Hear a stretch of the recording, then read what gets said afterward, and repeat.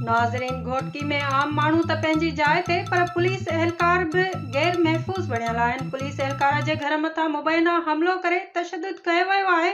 उन हवाले सां ॾिसूं था घोटकी मां नदीम भट्टी जी ही रिपोर्ट।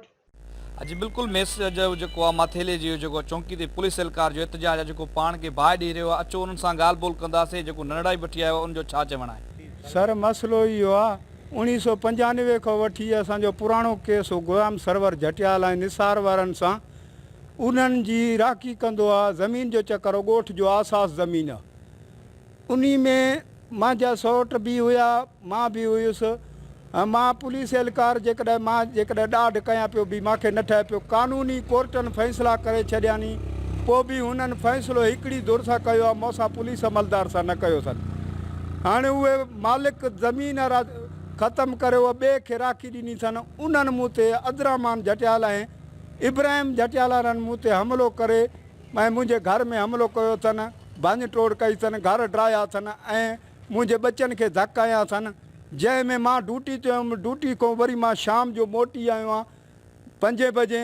उनखां पोइ मुंहिंजे घर में हमिलो करे दुनिया ॾिसे थी, मुंहिंजे बचनि खे धक हणी करे ऐं बेहुरमती बचनि जी कई अथनि ऐं मुंहिंजी न्याणी खे बि अगवा करे आनी ऐं मुंहिंजी ज़ाल खे बि अगवा करे आनी। हिन महिल ते मां भॼी भॼी चौंकी ते अचां थो, न चौंकी ते कोई ॻाल्हि ॿुधे थो।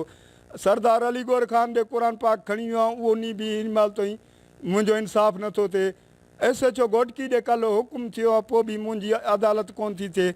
मां 5 रुपया बि पंहिंजा पुलिस खे ॾियां थो, पोइ बि मुंहिंजो इंसाफ़ु कोन्हे। मां हे बच्चा नंढड़ियूं न्याणियूं हे काॾे करे मां दरपदर थियो आहे। महिरबानी करे इन जो इंसाफ़ु कयो वञे। DIG AG खे अर्ज़ु आहे, SP खे, त मुंहिंजी तदारत कई वञे ऐं मुंहिंजो इंसाफ़ु कयो जो न त मां मजबूर थी हाणे मां पंहिंजो पाण खे साड़ींदुमि, पंहिंजा बच्चा बि साड़ींदुमि।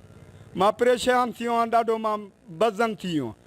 ऐं हे मुंहिंजा पुटड़ानी ऐं मुंहिंजी न्याणी हिकिड़ी अगवा आहे ऐं हिकु घर वारी अगवा आहे। मूंखे महिरबानी करे इन जो बि इंसाफ़ु खपे ऐं मुंहिंजो FIR करे कानूनी कार्रवाई उन्हनि माण्हुनि ते कई वञे।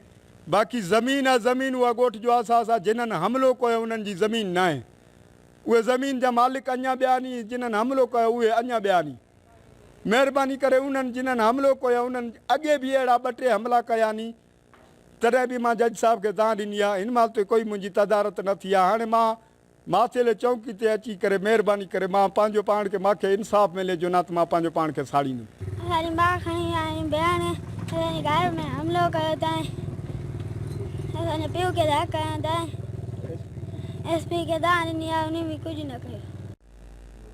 अॼु बिल्कुलु उन्हनि जी तव्हां ॻाल्हि ॿोल ॿुधीसीं। उनजो इहो चवणु आहे त केतिरनि ई महीननि खां जेको आहे, सालनि खां जेको असां जहिड़ो हलंदड़ आहे, जेको आहे पुलिस एहलकार आहियां। मूं जेको आहे घोटकी ड्यूटी कंदो आहियां, सिविल अस्पताल में मुंहिंजी ड्यूटी आहे। घोटकी थाणे ते हूंदो आहे। जेको असांजे घोटकी SSP ॾेई वियो आहे।